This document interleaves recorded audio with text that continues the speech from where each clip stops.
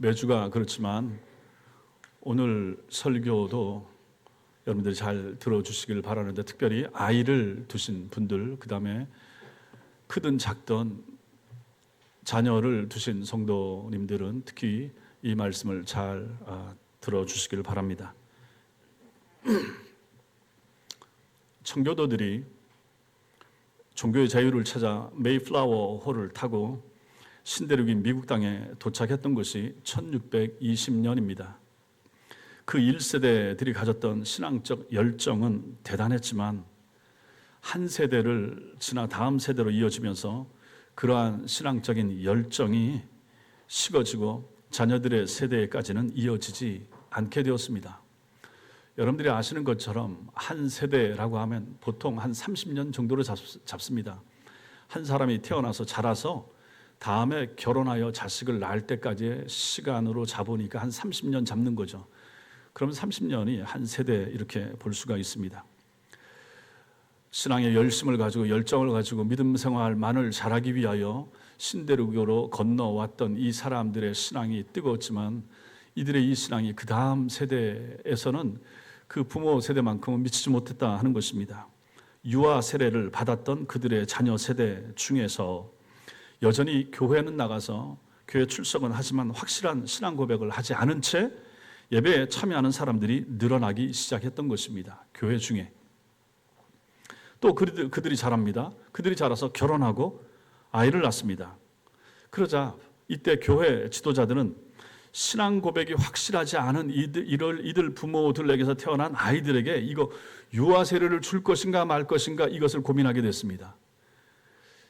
이 친구들은 유아 세례를 그 부모로 말미암아 받고 성장하여 자라서 결혼까지 해서 애들 낳는데 이 아이한테 유아 세례를 줘야 되는데 부모의 신앙 고백이 분명한데 이 부모가 낳은 이 친구들이 낳은 아이들에게 유아 세례를 줄 것인가 교회 지도자들은 고민한 것입니다. 결국 당시 교회는 결정하기를 회심의 증거가 없고 확실한 신앙 고백 없이 예배에 참여하는 사람들에게는 성찬식에 참여하는 것은 그만다. 대신 그들의 자녀들에게는 유아세례 주겠다. 이렇게 결정한 것입니다. 믿음의 신앙 고백이 확실치 않기 때문에 성찬에는 참여하지 않는다. 참여 못한다. 그러나 너희 자녀들에게 유아세례 주는 것은 허용하겠다. 이렇게 말한 것입니다. 이때로부터 시간이 또 흐릅니다. 18세기 초가 됩니다. 그때는 신앙 고백이 불분명한 이제 이들에게도 회심의 기회가 될 수 있다는 생각에서 이제는 시간이 좀 흐르니까 너희들도 성찬에 참여해도 된다. 이제 성찬에도 참여하도록 결정하게 됩니다. 유아세례는 당연히 줬고, 근데 시간이 좀 흐른 다음에 신앙 고백 불분명하다고 해서 세례 받았는데 성찬에 참여 못하게 하는 거 이것도 옳지 않은 것 같아요. 하는 사람들이 점점 늘어나니까 좋습니다. 성찬에 참여하십시오. 이렇게 된 것입니다. 이 결정으로 인해서 회심하지 않은 많은 숫자의 사람들이 교회 회원권을 갖게 된 거죠. 교회 정회원이 되는 거죠. 그러고 나면 어떻게 되겠습니까? 교회가 그때 이후로 점점점 세속화되기 시작하고 점점 세상을 닮아가는 거죠. 왜 그렇습니까? 신앙 고백이 분명하지 않은 사람들이 교회 회원권을 가지게 되고 그들이 집사가 되고 그들 중에 교회 충직자들이 나오게 되니까 교회가 점점 약화되기 시작했다 하는 것입니다. 그러한 교회의 모습이 시간이 흘러서 지금 미국 교회 상황에 이르게 되는 것이죠. 1972년에 미국 사람의 90% 정도가 나는 기독교인입니다. 이렇게 고백하고 그렇게 인정하고 살았습니다. 지금은 어떻습니까? 64% 정도만이 나는 기독교인입니다. 대답합니다. 그런데 이 기독교인 속에는 카톨릭도 들어가 있고 몰몬교도도 들어가 있고 이단 사이비들도 다 들어가 있습니다. 그래서 이 64% 중에 개신교 신자는 40%에 그치고 있습니다. 지금 전체 미국 사람들 가운데 2억 5천인지 3억인지 그 정도 되는 사람들 가운데 40%만이 교회 나가고 있는 신자라 하는 것입니다. 그들의 조상은 누굽니까? 청교도 아닙니까? 종교의 자유를 찾아서 신앙생활 제대로 바르게 하기 위해서 척박한 땅으로 찾아왔던 그들의 조상들의 그 신앙의 열정, 그것이 점점 식어서 지금은 이제 한 40% 정도, 지금의 미국을 보십시오. 지금의 트럼프를 지지하는 사람들, 바이든 밑에 있는 사람들을 보시라 하는 것입니다. 지금 미국 교회 수가 정확히 제가 얼마인지 모르지만 평균 미국 교회 출석 인원이 65명밖에 안 된다고 합니다. 그 정도로 이제 교세가 많이 약화된 것이죠. 이런 결과에서 우리가 보는 것이 무엇입니까? 우리가 생각을 하는 거죠. 이런 결과가 왜 왔는가를 한번 생각해 봐야 되는 거죠. 미국 교회 쇠퇴의 중요한 원인 중 하나를 성경학자들, 교회사 학자들은 그렇게 보는 거죠. 유아 세례 이후에 나이가 들어서도 신앙을 고백하는 거듭난 신자를 만드는 일에 미국 교회가 실패했기 때문에 이렇게 됐다라고 보는 것입니다. 유아 세례를 어릴 때 웬만하면 다 준다는 얘기죠. 그 부모들 신앙 때문에 받는 거니까. 그런데 그 아이들이 자라서 청소년이 되고 장년이 돼서 결혼했는데도 불구하고 교회로 안 돌아오는 거죠. 믿음이 없어지는 거죠. 이런 것들이 지금의 이 약화된 미국의 모습을 보여준다 하는 것입니다. 오늘 우리도 2명의 어린아이들에게 유아 세례를 주면서 우리가 이 아이들을 그리고 우리의 다음 세대들을 어떻게 교육해야 할 것인가를 우리는 심각하게 고민해야 될 것입니다. 당장 지금의 우리의 모습, 지금 이렇게 열심히 모이고 지금 좀 이렇게 그득해 보이는 우리의 모습에 안주하지 않고 우리 교회 5년 후에, 10년 후에, 20년 후에 우리 교회는 과연 어떤 모습으로 서게 될 것인가? 그것을 우리가 생각한다 그러면 우리는 우리 자녀들을 생각해야 되는 것입니다. 지금 나와 같이 내 앞에, 내 옆에서 앉아서 같이 예배드리는 우리 딸들, 우리 아들들이 어떤 신앙을 갖도록 해줘야 될 것인가? 우리 주일학교에서 자라고 있고 우리 유치부에서 자라고 있는 아이들에게 우리 교회는 무엇을 가르쳐야 이 아이들이 10년 후에, 20년 후에도 여전히 우리 교회를 나오고 자리를 지키고 그들이 우리 교회에 중요한 일을 결정하게 만드는 그러한 교회가 될 수 있을 것인가, 이것을 고민해야 된다 하는 것입니다. 오늘 말씀을 같이 나눌 때 여기에 대한 답을 여러분과 제가 찾게 되기를 주님의 이름으로 축원합니다. 먼저는 자녀들 인생에 가장 중요한 것이 무엇인가, 우리 부모들이 먼저 알 필요가 있습니다. 한국 교회도 이제는 기독교 신앙의 5대와 6대를 볼 만큼의 역사를 가지게 됐습니다. 여러분들 중에도 그런 분들이 있을 수 있습니다. 지금 5대째 기독교지만 6대째 기독교지만 있을 수 있습니다. 1884년에 기독교가 들어와서 지금까지 시간이 흘렀으니까 충분히 그럴 수가 있죠. 우리는 한국교회 선교 초기에 처음 복음을 들었던 그런 우리 믿음의 선조들의 희생과 헌신의 이야기를 잘 알고 있습니다. 또 일제 치하를 지나고 공산 치하를 겪으면서 신앙의 믿음, 신앙의 정조를 지켰던 우리 믿음의 선배들의 이야기를 듣습니다. 특히 우리 고신교단 같은 경우에는 신사참배를 거부하고 6.25에도 그 신앙을 지켰던 사람들, 그래서 일제 시대에도 신앙 때문에 감옥에 갇혔다가 추록한 성도들이 기준이 돼서 그들로부터 시작된 교단이 우리 교단 아니겠습니까? 그러니 이 믿음을 그렇게 잘 지킨 사람들로부터 시작된 우리 교단에 속한 우리 교회, 그럼 우리는 어떤 신앙을 가져야 될 것인가를 생각해야 된다 하는 것입니다. 우리는 어떤가? 스스로 한번 물어보십시오. 오늘 우리도 3세대가 함께 예배를 드리죠. 손주, 우리, 그 다음에 부모님 세대, 이렇게 예배 드릴 수 있습니다. 그럼 3대가 지금 예배를 드리잖아요. 우리도 지금 그런 분들이 계시다 하는 것입니다. 세대를 거듭하면서 우리의 신앙은 새로운 헌신과 은혜를 드러내고 있는지, 아니면 무늬만 기독교인인 사람들이 되어가는 것은 아닌지 우리에게 물어야 된다 하는 것입니다. 나는 지금 신앙생활 잘하고 있는가? 우리 자신에게도 물으셔야 되는 거죠. 보십시오. 오늘 1세대 신자, 저 같은 경우도 제가 1세대죠. 제가 부모님 전도하고 제가 우리 아이들 낳고 복음을 전했으니까 제가 1세대인데 가운데 있지만 제가 1세대입니다. 여러분들 중에도 그런 분들이 꽤 있으실 것입니다. 1세대 신자 여러분은 어떻게 신앙을 지켜오셨습니까? 여러분 자녀 세대에게 신앙을 전수하는 책임을 지금 어떻게 감당하고 계십니까? 그리고 지금 우리 가운데 2세대, 우리 부모님 예수 믿고 그 분 때문에 내가 예수 믿고 신앙생활 하는 분들도 여기 꽤 계십니다. 2세대인 여러분은 부모의 하나님이 아닌 나의 하나님이라고 여러분 정말로 고백하면서 신앙생활 하고 계십니까? 혹시 여러분은 17세기 미국 신대륙에서 그렇게 했듯이 유아 세례를 받고 교회를 나오고 있지만 주님을 인격적으로나 개인적으로 만난 적이 없는 상태로 그냥 교회만 나오는 것은 아닙니까? 그 사람들은 교인입니다. 참된 성도라고 말할 수 없습니다. 회심한 적이 없으면 그 사람은 교인이지 성도는 될 수가 없는 것입니다. 또한 그 2세대라고 한다고 하면 여러분들은 이제 3세대인 여러분의 자녀들을 신앙으로 양육하고 계십니까? 신앙 안에서 양육할 준비가 되어 있으십니까? 중요한 것입니다.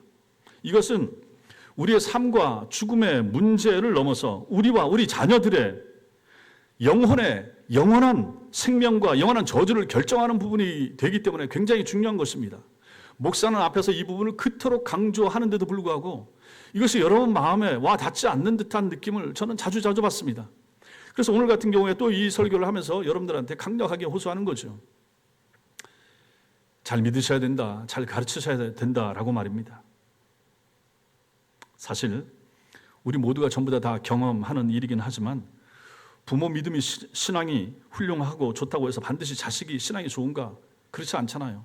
사무엘을 봐도 마찬가지고 엘리 제사장을 봐도 마찬가지고 다윗을 봐도 마찬가지고 또 부모는 엉망인데 또 자식이 뛰어나고 좋은 경우도 있고요. 그렇게 본다면 자녀들이 신앙생활을 잘한다 그러면 우리는 이걸 뭐라고 표현할 수 있겠습니까? 은혜입니다. 하나님의 은혜입니다. 내가 잘한 거 없는데도 불구하고 아이들이 신앙생활 잘하고 예배생활 잘하고 주일 성수 잘하면 이거 뭡니까? 이게 은혜 아니겠습니까? 하지만 그것이 자녀들의 신앙 교육에 대한 부모의 이 책임이나 의무를 면제시켜 주는 것은 절대 아닌 것입니다. 사람은 자녀를 낳아 기르면서 거의 처음으로 자기를 온전히 희생할 수 있는 순간들을 경험합니다. 그렇죠? 여기 계신 부모님들, 자녀 때문에 자식 때문에 얼마나 희생하고 내 뼈를 갈아서라도 내가 우리 자녀들은 잘 교육시키고 잘 가르치겠다 그런 마음 있지 않습니까? 어린이집에서 유치원 그리고 초등학교 이후에 방과 후 학교를 보내고 학원 보내고 과외를 시키는 한국 부모들의 이러한 열심, 열정 이것은 얼마나 대단한가 세계적으로도 유명하지 않습니까? 그러나 우리 성도들에게 여러분과 저에게 이보다 더 중요한 것이 있습니다. 여러분과 제가 성령으로 거듭난 부모라고 한다면 우리 자녀들의 잘 되는 것, 자녀의 잘됨이라고 하는 것은 내 아이의 신앙의 여부에 달려있다. 그리고 내 아이가 하나님을 경외하는 사람이 되는가에 달려있다 하는 것을 우리는 생각해야 되는 것입니다. 내 아이가 잘 되는 거, 건강하게 잘 되고 학교 잘 가고 원하는 직장 들어가고 결혼도 잘하고 돈도 잘 벌고 연봉도 높고 하면 좋죠. 잘 되면 좋죠. 거기서만 그치면 안 된다라고 하는 것입니다. 그것보다 더 중요한 거, 그것은 혹시 좀 안 되거나 모자란다 할지라도 정말로 중요한 거 무엇인가? 내 아이들의 신앙인 것입니다. 내 아이가 교회 잘 나가는가? 내 아이가 내 눈치 보지 않고 교회를 나가는가? 내가 가자고 해야 따라오는가? 그거 아니다 하는 거 아니겠습니까? 그래서 부모는 자녀의 거듭남과 회심을 위해서 간절한 마음으로 기도해야 되는 것이죠. 나가서 성령님께 하나님의 말씀으로 영혼을 거듭나게 만들어주세요 하고 간구해야 되는 것이고 또 우리의 믿음은 어디서 납니까? 말씀 들으면서 나는 거 아니겠습니까? 은혜의 통로, 그것은 말씀과 기도, 누누이 말씀드리죠. 그래서 말씀의 중요성을 내가 알고 우리 자녀들에게도 성경 읽어라, 같이 읽자, 리딩 지저스 참여하자 이렇게 권할 수 있는 부모, 그리고 내가 아는 성경 지식을 자녀들에게 나눌 수 있으면 이게 얼마나 좋겠습니까? 여러분, 오늘 들은 이 말씀을 가지고 만약에 오늘 집에 돌아가서 그 자녀들과 함께 나눌 수 있고 가정예배를 들을 수 있다면 이거 얼마나 좋겠습니까? 얼마나 복된 가정이 되겠습니까? 오늘 들은 말씀을 나와 우리 자녀들과 같이 한번 식탁에 둘러앉아서 나눠보십시오. 너는 어떻게 생각하니? 오늘 그 말씀을.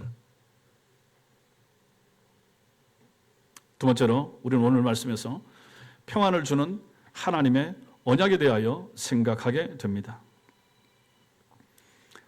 하나님의 구원을 설명하는 성경의 개념들이 여러 가지 있지만 가장 중요한 것이 언약입니다. 언약. 하나님은 우리와 언약을 맺으심으로써 우리 하나님이 되시고 우리는 그의 백성이 되게 하시겠다라고 약속하셨습니다. 성도 여러분, 성경에 나오는 언약이라고 하는 것은 우리가 집을 계약할 때 그 계약 개념과 비슷하지만 굉장히 중요합니다.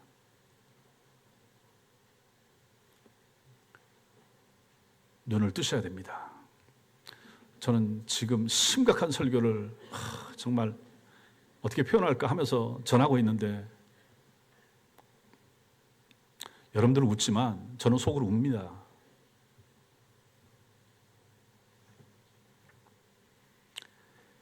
계약은 쌍방이 맺는 거죠. 약속도 마찬가지죠. 언약은 뭡니까? 하나님과 사람 사이에 맺은 약속이고 계약입니다.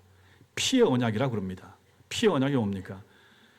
약속을 맺었는데, 언약을 맺었는데 둘 중에 하나라도 안 지키는 사람 죽는다. 이겁니다. 흔히 조폭들이 약속하고 해는 것처럼, 그런데 하나님께서 그런 약속을 맺으신 거예요. 이게 바로 언약입니다. 그래서 성경의 언약. 이 언약의 시작이 어디입니까?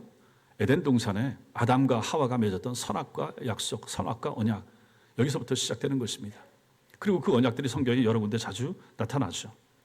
거기 핵심이 무엇입니까? 하나님은 언약을 맺으면서 그 뜨거운 마음이 뭡니까? 하나님은 나는 너의 하나님이 되고 싶어. 너는 내 백성이 돼야 된다. 이걸 가지고 하나님은 언약하시는 거예요. 우리는 필요성을 느끼지도 않아.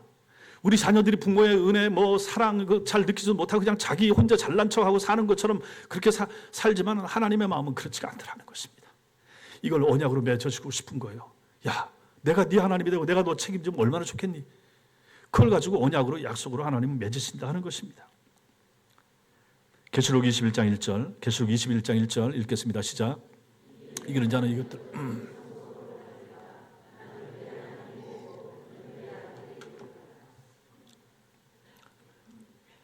이것은 창세기에도 나오는 그러한 내용들이지만 요한계시록까지 이어지는 것입니다. 하나님의 언약, 하나님의 계약의 말입니다. 나는 그의 하나님이 되고 그는 내 아들이 되리라. 이게 바로 여러분과 저를 향한 하나님의 약속인 거예요.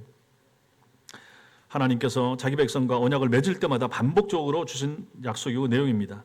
예레미야를 통해서 주신 그러한 약속도 있죠. 예레미야 31장 시작.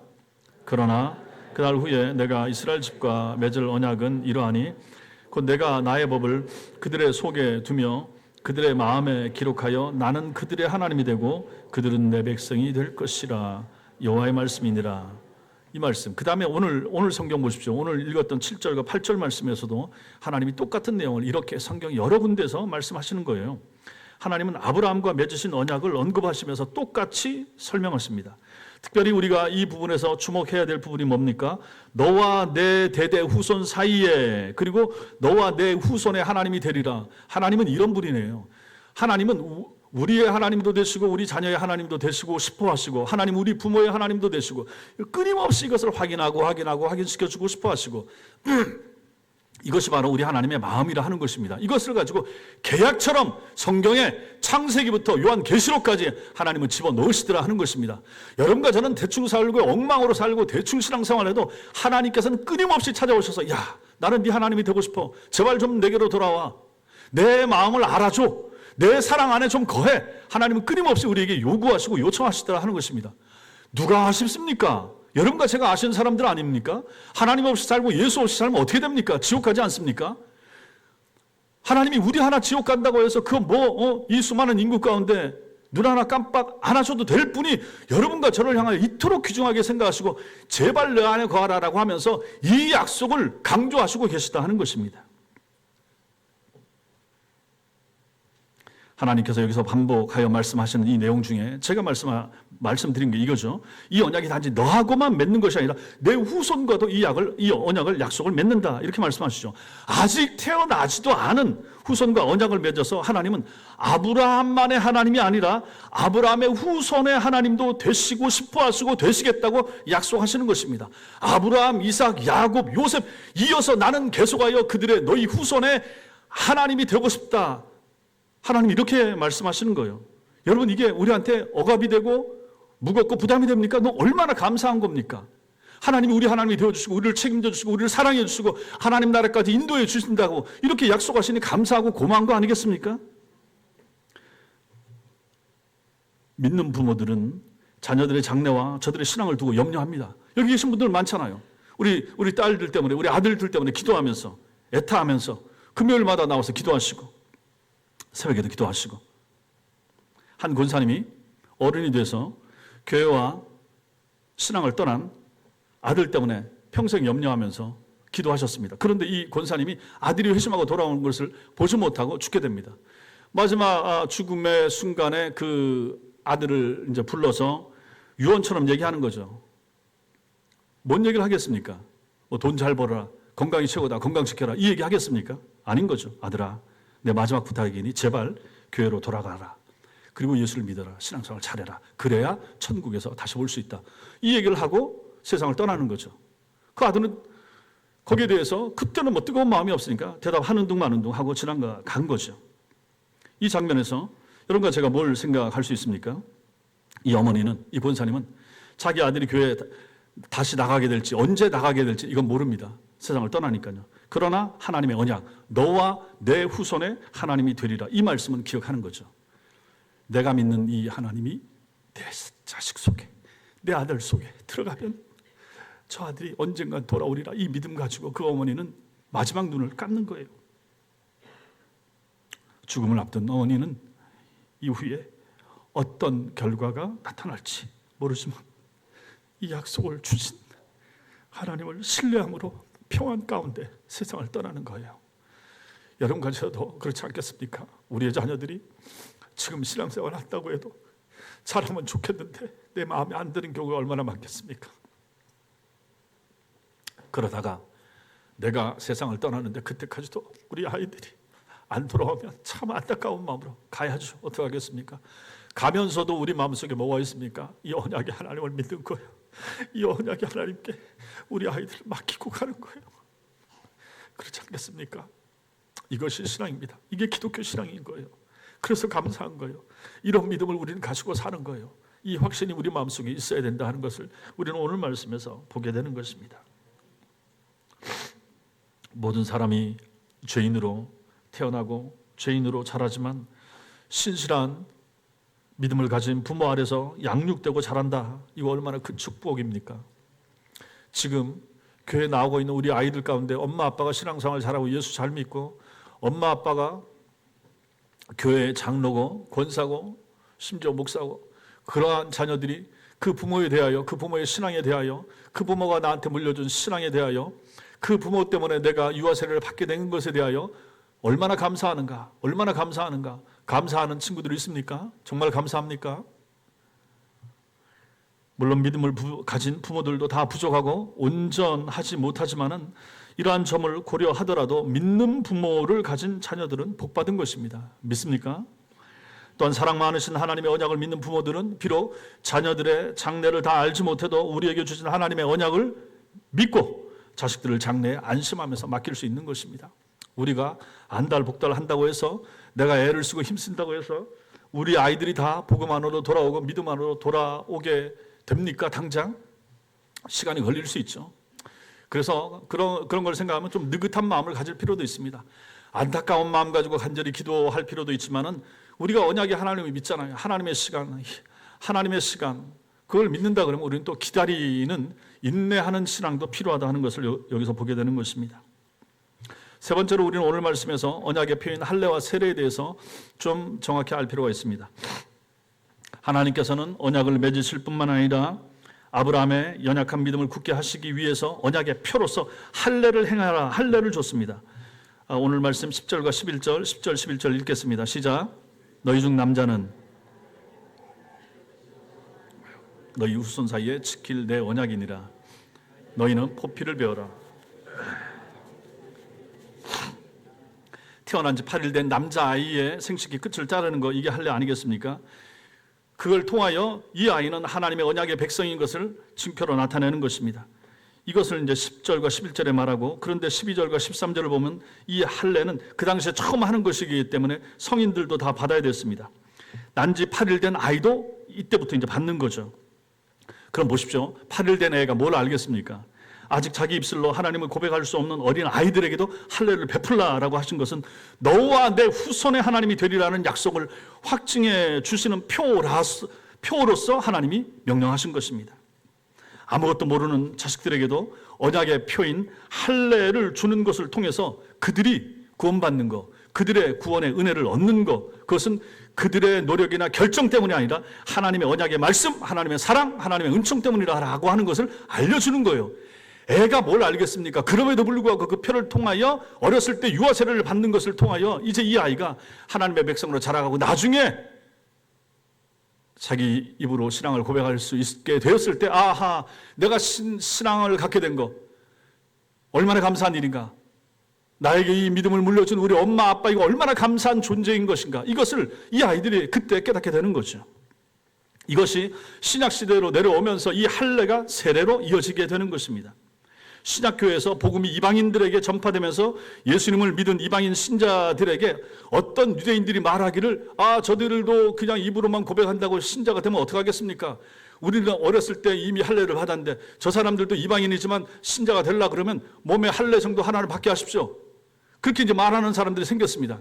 이걸 극도로 말리고 반대했던 사람이 누굽니까? 바울입니다. 무슨 소리를 하느냐? 할례는 더 이상 필요 없다. 세례로 족하다. 마음으로 믿어 의인이 되는 것이다. 이렇게 이제 바울이 강조하면서 할례를 받게 만드는 그것을 가지고 다른 복음이고 가짜 복음이라고 강력하게 성토했던 것입니다. 주님도 마찬가지입니다. 믿는 자에게 요구되는 것은 믿음의 표로서의 할례가 아닌 세례를 제정하시고 세례만 있으면 된다. 주님 말씀하신 거죠. 마태복음 끝에 뭐라고 말씀하십니까? 가서 모든 민족으로 제자를 삼아 아버지와 아들과 성령의 이름으로 세례를 주고 세례를 베풀라. 세례만 끝인 것입니다. 세례는 이런 의미에서 구약시대 하나님의 언약의 백성의 표인 할례에 상응하는 역할을 감당하는 언약의 표로서 오늘날 세례로서 우리에게 주어진 것입니다. 그리고 할례가 유아들에게 베풀어졌듯이 세례 또한 신앙을 그 스스로 고백할 수 없는 유아들에게도 그들의 부모의 신앙에 근거하여 베풀어질 수 있게 되는 것입니다. 이것이 바로 유아 세례의 근거가 되는 거죠. 그래서 오순절에 사도 베드로는 설교 중에 이렇게 고백합니다. 사도행전 2장 38절 39절에 시작. 베드로가 이르되 너희가 회개하여 각각 예수 그리스도의 이름으로 세례를 받고 죄사함을 받으라. 그리하면 성령의 선물을 받으리니 이 약속은 너희와 너희 자녀와 모든 먼데 사람 곧 주 우리 하나님이 얼마든지 부르시는 자들에게 하신 것이라. 아멘. 보십시오. 너희와 너희 자녀까지 계속해서 강조되고 있는 것을 보지 않습니까? 구약과 신약이 끊임없이 이 부분을 강조하는 거예요. 그러니 우리의 신앙이 얼마나 중요한가, 그리고 우리의 신앙을 우리 자녀들에게 물려주는 것은 얼마나 중요한가 하는 것을 여기서 알게 되는 것입니다. 오늘 유아 세례를 받는 두 아이들과 부모님들도 마찬가지인 것입니다. 구약의 할례를 오늘 유아 세례로 받는 것의 의미를 분명히 알 필요가 있는 것입니다. 하나님의 언약을 받은 표로서, 그 표를 받은 자로서, 하나님의 언약 백성으로서 그것의 신분과 정체성에 합당하게 하나님을 경외하는 삶을 살도록 아이를 가르치고 또 그 아이는 그렇게 자라가야만 한다 하는 것을 우리는 오늘 말씀에서 배우는 것입니다. 마지막으로, 그럼 이 언약 백성을 어떻게 양육할 것인가? 어린 자녀들에게 베푸는 유아 세례는 끝이 아니라 시작입니다. 아이들이 자라서 스스로 신앙을 고백할 나이에 이를 때까지 신앙을 고백할 수 있도록 엄마, 아빠, 그리고 교인들이 함께 책임지는 것입니다. 양육을 책임지는 것입니다. 오늘 유아 세례를 줄 때 여기 아멘하고 같이 축하하고 축복하는 여러분들은 이 아이의 장래를 함께 책임질 짐을 같이 지는 그러한 의무를 같이 지게 되는 것입니다. 이 아이를 위해서 기도해 줘야 되는 거죠. 성경적인 자녀 양육은 모든 믿는 부모들에게 부과된 엄숙한 책임이 되는 것입니다. 우리 중에 많은 사람들이 경험을 했듯이 자녀를 신앙 안에서 바르게 키우는 것은 결코 오늘날에 보면 쉬운 일이 아닙니다. 자녀들을 기르다가 키우다가 좌절할 때가 부모님들 얼마나 많이 있었습니까? 그러나 그러한 순간마다 그때마다 우리 부모들이 기억해야 할 것이 무엇입니까? 지금 눈앞에 벌어지는 이런 현실보다 하나님의 언약과 그 언약을 주시고 이루시는 하나님의 신실한 성품을 바라보아야 한다라는 사실입니다. 이 아이를 바라보고 이 아이를 믿고 의지하는 것이 아니라 지금 잘하고 있다고 해서 10년 후에도 잘한다는 보장이 어디 있습니까? 지금 못한다고 해서 너무 낭망하고 낙심하고 할 이유가 뭐가 있습니까? 우리가 바라보고 우리가 붙들고 의지해야 될 것이 무엇입니까? 하나님의 언약이고 그 언약을 우리에게 주셔서 우리 하나님이 되고 싶어 하시는 마음을 보여주시는 하나님의 신실한 성품이 얼마나 중요한가 하는 것입니다. 우리는 이 하나님을 믿는 거예요. 이 하나님 믿고 살고 의지하고 따라가고 맡기고 사는 사람, 이 사람들이 바로 신앙 안에 있는 부모가 되는 것입니다. 여러분과 제가 그런 사람들이 돼야 되는 것이죠. 하나님의 언약은 기본적으로 쌍방의 협력으로 유지된다고 할지라도 그 결과는 온전히 하나님의 손에 달려 있기 때문에 그런 것입니다. 아이들을 키우는 와중에 우리의 연약함으로 인한 실수와 실패들은 얼마나 많습니까? 그러나 하나님은 여전히 우리의 실수와 실패에도 불구하고 하나님 당신의 언약을 망치시는 분이 아닙니다. 우리가 잘못함에도 불구하고 하나님은 그 언약을 이루신다 하는 것이죠. 하나님은 우리와 우리의 실수와 실패의 대가를 한 분에게 지우셨습니다. 누굽니까? 예수님입니다. 우리의 실수와 실패를 예수께 십자가를 치고 죽게 하심으로써 대신 치르게 하셨고, 그리고 하나님은 당신의 언약을 여전히 이루어 가시는 분이시라 하는 것이죠. 그렇다면 여러분과 저 우리 부모들은 어떻게 우리의 자녀들을 믿음으로 양육해야 되겠습니까? 몇 가지 볼 수 있습니다. 첫째로는 우리 자녀들을 예수 그리스도께 인도하고 그분의 온전한 희생이 구원의 유일한 근거가 된다 하는 것을 늘 우리 자녀들에게 가르쳐줘야 됩니다. 예수 믿어야 구원받는다. 예수를 통해서만 하나님 나라에 간다. 이것을 끊임없이 잘 알고 있음에도 불구하고 여전히 우리 아이의 귀에 들려주어야 된다 하는 것입니다. 이것이 부모가 자녀에게 최초의 복음 전도자가 되어야 된다는 의미가 되는 것이죠. 우리 아이들이 복음을 듣게 되는 최초의 대상이 우리 부모여야 하는 것입니다. 오늘 유아 세례를 받는 네 분의 부모님들도 마찬가지입니다. 저 아이가 자라서 3살이 되든지 5살이 되든지 그 아이가 듣게 되는 복음의 첫 번째 소식을 전해줄 사람은 엄마, 아빠가 되어야 되는 것이죠. 둘째로는 믿는 부모는 자녀들이 하나님께 진심으로 복종하도록 지도하고 가르쳐야 됩니다. 아이들이 세상에서 학교와 유치원의 규율과 세상의 법을 배우기 이전에 하나님의 법으로서 살아가는 것을 가르쳐야 됩니다. 그 핵심이 무엇입니까? 주일 아침마다 반복하는 십계명이 되는 것입니다. 아이한테 십계명을 읽게 하고 들려주고 살게 하고 이것이 우리 부모들이 해야 될, 우리도 마땅히 그렇게 살아야 되고 그러한 책임이 된다 하는 것입니다. 셋째로는 자녀들에게 기독교 교리를 가르쳐야 됩니다. 이 교리 교육은 누구보다도 부모의 몫이고 책임입니다. 교회는 단지 이것을 돕는 역할만 감당할 뿐입니다. 마지막으로는 자녀의 거듭남과 회심을 위해서 끊임없이 기도해야 합니다. 위의 모든 일들을 다 잘 감당했다고 한다 할지라도 죄인을 거듭나게 하는 분이 누구십니까? 성령이십니다. 아이가 유아 세례를 오늘 받는다고 해서 저 아이가 오늘 회심합니까? 안 됩니다. 저 아이의 회심은 시간이 좀 지난 다음에 자기 스스로 인식하게 되고 자기 귀에 복음을 듣고 자기가 죄인인 것을 인식하게 되는 그 날에 그 아이가 변화가 되게 될 것입니다. 그때까지 부모가 해야 할 일, 교인들이 해야 할 일, 기도해 주는 것입니다. 기도하는 것입니다. 우리 주일학교를 위해서 여러분과 제가 뭐 얼마나 많이 도와주겠습니까? 밑에 교육관을 꾸미고 필요한 소재나 기자재 집어넣어 준다고 해도 그거 가지고 다 되는 거 아니라 하는 것입니다. 정말 중요하고 핵심되는 것은 무엇입니까? 주일학교 아이들을 위해서 끊임없이 여러분과 제가 기도하는 것입니다. 정말 그것이 필요합니다. 아이의 이름을 아는 것이 그토록 중요한 것입니다. 새로운 성도들의 이름을 아십시오. 신경을 쓰면서 외우려고 노력을 하십시오. 제가 밴드에 올리고 홈페이지에 올리고 누누이 강조하는데도 불구하고 소홀히 듣지 마시라 하는 것입니다. 이름을 불러주세요. 아이의 이름을 불러주세요. 머리를 쓰다듬어 주세요. 우리 교회 아이로 자라나야 됩니다. 전도 힘들어집니다. 아이도 안 낳습니다. 사람들 교회에 몰려오는 시대가 아닙니다. 이러한 때에 한 사람의 영혼은 얼마나 귀중합니까? 얼마나 소중합니까? 영혼이 실종하지 않도록, 아이들이 실족당하지 않도록, 마음에 상처 입지 않도록 돌봐주는 것이 얼마나 중요합니까? 그래서 저도 마찬가지고 여러분 모두가 교회에서 입을 조심하시라, 축복의 말을 내시라, 사랑의 말을 베푸시라, 불평하거나 원망하거나 욕하지 말고 좋은 말을 가지고 교인들을 향하여 베푸는 것, 이거 얼마나 중요한 것인가 하는 것을 여기서 보는 것입니다. 여러분과 제가 이렇게 우리 교회의 아이들, 이 아이들을 책임지고 잘 가르치고 또 이 아이들이 잘 자랄 수 있도록 협력하고 또 이 아이들을 위해서 힘있게 기도하는 그러한 하나님의 사람들 되시기 바랍니다. 사랑하는 성도 여러분, 언제나 기억하십시오.